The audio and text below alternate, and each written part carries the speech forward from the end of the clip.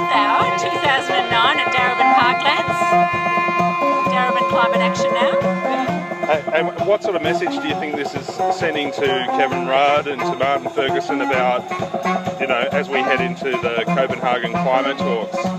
I don't know. I don't know what message it sends. I mean, I think it shows that people really care in terms of acknowledging Earth Hour, but I guess we're, in having this event, wanting people to recognise there's a lot more that needs to be done than people turning off their lights for 1 hour.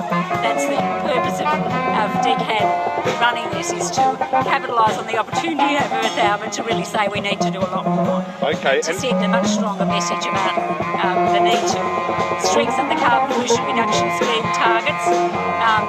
It's just really going back to the drawing board about the carbon pollution reduction scheme, setting targets that will really do something serious, and ending the subsidies to the polluters, and also allowing people, setting up a scheme where people's individual efforts will actually count.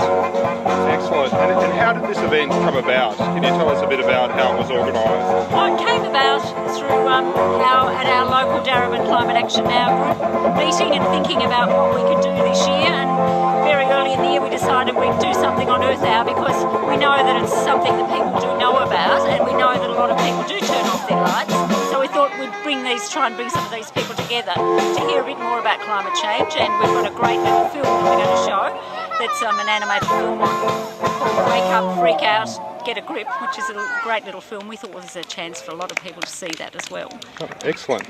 Oh, it's great to see all these people here voting Earth, as the WWF might say. Thanks very much.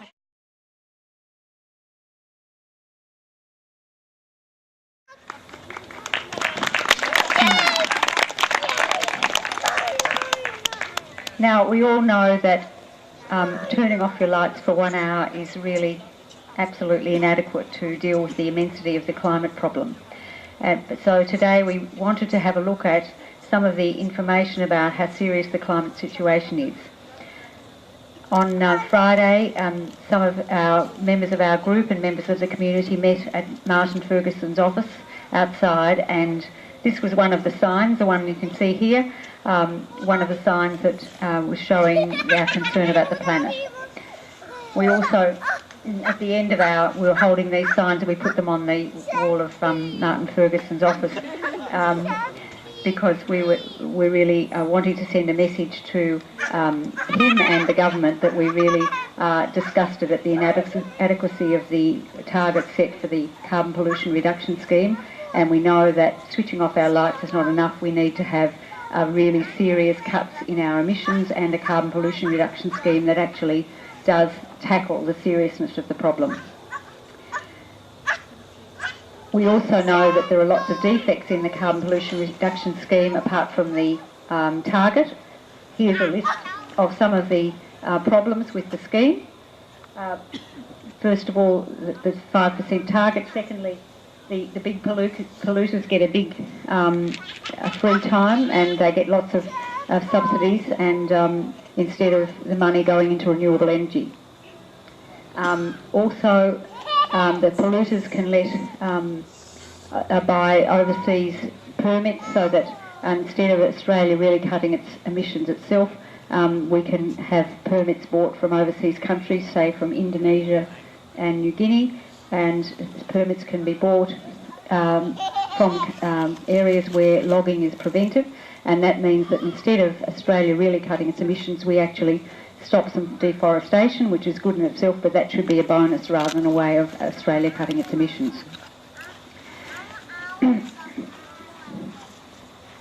So Darebin Climate Action is actually engaging in meeting with Martin Ferguson. We're actually meeting tomorrow morning to talk with him about it, and we also encourage people to write letters to him and for people to write to the government and take some part in showing a concern about how inadequate it is. Why are we saying that it could get warmer? Well, a simple little bit of science. The Earth's temperature is a balance between the sunlight coming in and the warmth, the infrared radiation going out. It's instructive to just consider our place in space for a moment. in between Mars and Venus. Mars, freezing, average temperature about -69, but in fact it varies between about much colder than that and to sort of reasonably warm. No greenhouse effect there, the atmosphere is very, very thin. Venus, on the other hand, a little closer to the Sun, which makes it a little bit warmer, but its temperature is about 464 degrees C. Very much hotter than the Earth, hot enough to melt lead. It's, in fact, a greenhouse gone mad. Now, we're not suggesting the Earth is going to go like that at all. This is simply to point out that the Earth's climate is a fairly delicate balance of various factors. The Earth is just right, as we know. I'm not going to read those things. Because it has that nice thin layer of atmosphere. You can, the blue bit there, of course, is the atmosphere of the Earth, and that's what keeps us at a reasonable temperature. Some of the infrared from the surface is trapped by the atmosphere. We call this the greenhouse effect, and it actually keeps us about 33 degrees warmer than we would be if it wasn't for that effect. In other words, without the greenhouse effect, we would be around about -18 degrees, instead of the average of about +15 we are at the moment. Well, could it get warmer? Well, the answer is simply yes.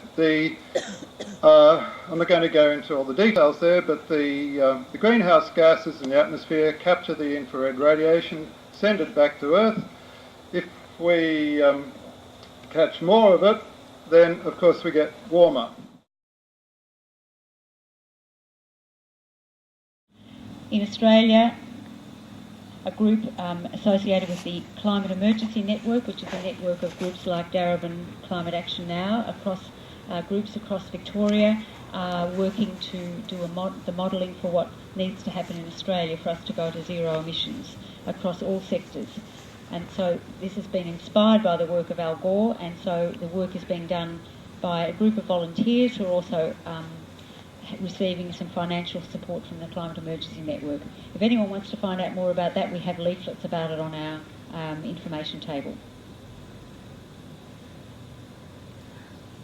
In Canberra, at the end of January, there were 150 climate action groups from around Australia met in Canberra and worked together to plan some strategies for the rest of the year. And here they are gathered around Parliament House on the day of opening of Parliament. And it was a very impressive representation of people from all around Australia, and to think that there are actually 150 or more climate action groups already working in Australia. We're campaigning in Darebin for a safe climate future, and we hope that you'll join with us.